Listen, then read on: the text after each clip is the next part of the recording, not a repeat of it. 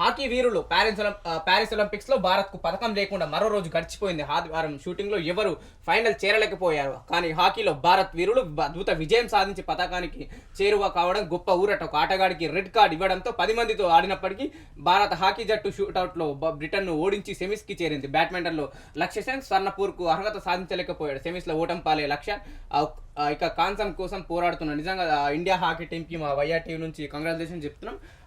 ఇండియాకు ఒలింపిక్స్ లో gold medal తీసుకురావాలని మేము కోరుకుంటున్నాం. సిల్వర్ మెడల్ కాకుండా ఫైనల్లో గెలవాలి అని చెప్పేసి మేము కంగ్రాచులేట్ చేస్తున్నాం. చిన్న గొడవ, కుటుంబం చిన్నా భిన్నం, 200 కోసం ఘర్షణ, 2 ఏళ్ళు నరకం, ఒక్కడిపై 20 మంది పాశవిక దాడి, ఆస్తులమ్మి వైద్యం దక్కని ప్రాణం, ఎస్ఐ కావాలనుకున్న యువకుడికి విషాదాంతం.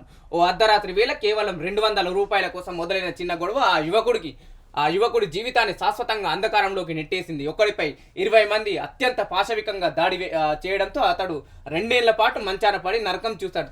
తల్లిదండ్రులు ఆస్తులు అమ్మి 2 కోట్లతో వైద్యం చేయించిన ఫలితం లేకపోయింది. ఆదివారం అతడు స్వగ్రామంలోని ప్రాణాలు విడిచాడు. ఎస్ఐ కావాలనుకున్న రైతు బిడ్డ కలను కొందరు అకతాయిలు కాలరాశారు. ఆ యువకుడి తల్లిదండ్రులకు పుత్రశోకం మిగిలింది. పుట్టెడు అప్పులతో ఆ కుటుంబం చిన్నాభిన్నమైంది. నిజంగా కొన్ని క్షణిక ఆవేశంలో చేసిన యువకుల తప్పుల వల్ల ఒక నిండు ప్రాణం బలైపోయింది. ఒక కుటుంబం రోడ్డు మీదకి వచ్చింది అనుకోవచ్చు. రాచకొండలో అరాచకాండ, గుట్టగా భూదంద, దశాబ్దాల కిందే అమ్ముడుపోయిన భూములకు మళ్ళీ రిజిస్ట్రేషన్లు, మ్యూటేషన్ కాని చోట కాసుల పంట.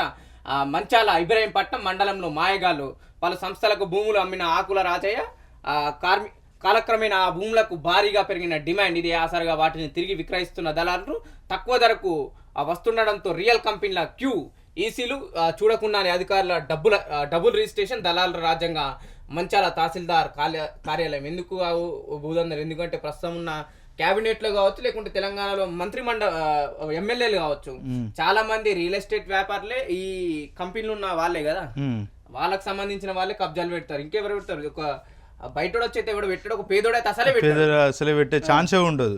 అక్కడ ఉన్న స్థానికంగా ఉన్న నాయకులు ఎవరైతున్నారో వాళ్ళ అండదండలతో ఇట్లాంటివి అయితే జరుగుతాయని మనం చెప్పుకోవచ్చు.